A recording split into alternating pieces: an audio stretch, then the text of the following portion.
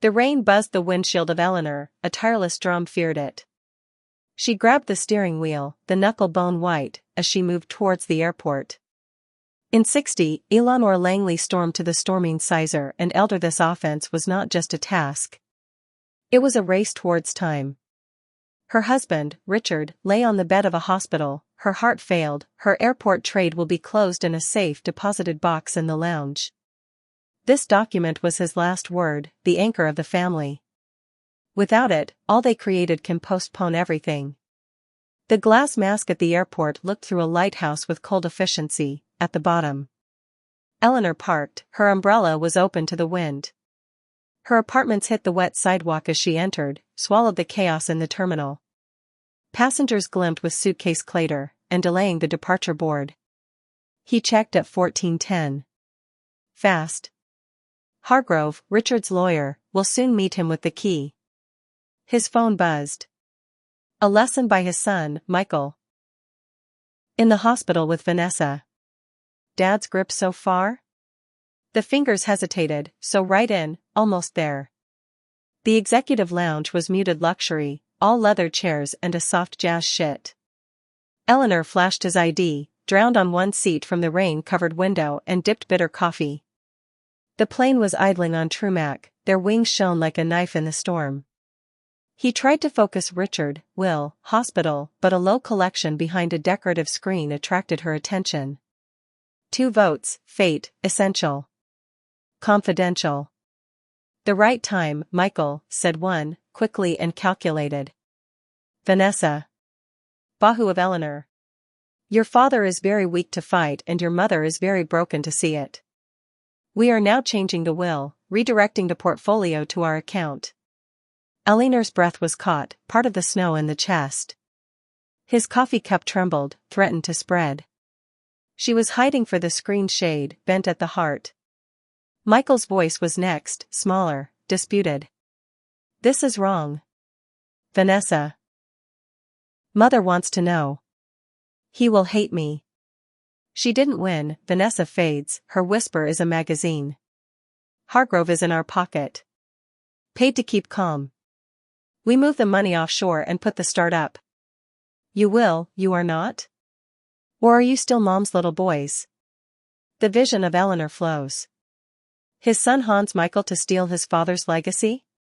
Portfolio was not just money, it was Richard's life, victims of decades, for him, for Michael, for his future. And Vanessa, he welcomed that wiper, worked for the strike. Eleanor wanted to shout, crushed the salon Polish calm. But he didn't. She sat, hard, ear-stressful. I don't want my dad to think I'm a traitor, Michael almost did. Vanessa's laughter was apart. He did not live until the week. Tomorrow the Hargrove finals papers. Podiatra. The door to the lounge opened. In Sri Hargrove strode, the suitcase swinging, ignorant. Mrs. Longley, he said, his smile is thin. Ready? Eleanor forced his face into a mask, calm, composed. Yes, he said, his voice as a stranger. He looked at the screen. Silence. Michael and Vanessa moved, slid into a terminal audience. His pulse was thundering. He pursued Hargrove for the vault, which was a sterile crypt of metal boxes. He unlocked one, gave him a seal envelope and left him at peace. He opened it. As he remembers, Richard's will was a 50-50. His house, the portfolio, divorced, a trust for grandchildren and lovers who can never come. No modification. Currently. His hands were shaken as soon as he filled him in his bag. They won't win. Not while breathing. Back to the salon, his phone buzzed. Michael again, do you have will? We are worried. Her thumb is hovering, itching to write the truth, I heard you. Traitor. Instead, have it. Running back. He needed time. Proof. A plan. The rain was now on edge as soon as she left and hit her. His brain ran faster than the car. Hargrove was dirty, but who could he trust? Tom, Richard's old accountant friend, shown in mind. Retired, fast, loyal. He helped prepare the will. If anyone can discover Vanessa's plan, it was. In the hospital, Michael and Vanessa were waiting. Their concern was an innocent task. "Mom," Michael said and hugged her, "her warmth is a lie." "You're fine? You're yellow." "Tired," he said, avoiding his eyes. Vanessa's smile was a razor, her nails clicked on her phone. Eleanor grabbed the bag, a burning weight. "How's Richard?"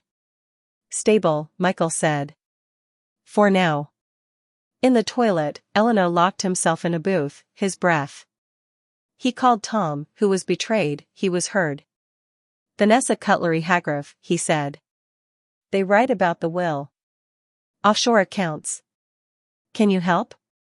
Tom's voice was steel. 40-8 hours. "I will dig in Hargrove and Vanessa. Keep them nearby, Eleanor. Don't tip your hand." For 2 days he played the role of trusting his mother, wife's wife.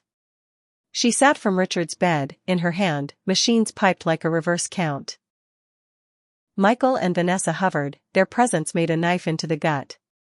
He saw them, a glimpse of Visa's smog, Michael's guilty silence. Promoted each word, every step, his determination that was spoken by him. "She won't break." "Not yet." On the 3rd day, Tom called. "It's found," he said. "Hargrove has been paid through an account related to the old company in Vanessa. E-Post, too, and Hargrove is planning change. It's very harmful. I'm sending it right now." His phone was burned with evidence, bank entry, email, evidence. "It is enough to bury them." He sent it to Richard's second lawyer, Carter. "A woman couldn't touch Hargrove." He set a meeting. That night, Eleanor chose the cafeteria at the Showdown Hospital, away from Richard's room. Fluorescent light repeated himself, and through the tough shade, he met Michael and Vanessa. "I know," he said, his voice is smaller, deadly. He pushes the phone on the table and email shines on the screen. "Your plan. Hargrove. Money." Michael amonged, opened his mouth, closed. Vanessa's eyes were compressed, a hunter. "You haven't found anything," he said, but his voice was shaken. "It's over," Eleanor said. "The police have this. Get away, Vanessa, or you've done." Michael's voice broke. "Mother, I meant non." "Stop," he bites it, his eyes burned. "You chose him on us." Vanessa stood, and the chair scrapped. "You will regret it," she stabbed, but she grabbed her bag and disappeared in the corridor.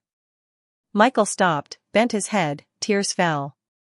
"I regret it," he whispered. Eleanor did not answer. She returned to Richard and slowed her breath. He slipped that night, his anchor went. The will was read the following day, disqualified, the promises were intact. Michael got his share, but Eleanor couldn't meet his eyes. Vanessa escaped, his plans collapsed under legal fire. Eleanor sold the house and overtakes the city's betrayal. He found a quiet coastal town, where the waves whispered peacefully. The airport had used a sun for him, but it saved Richard's heritage and his soul. As soon as she left the coast, the wind pushed her forward, without converted.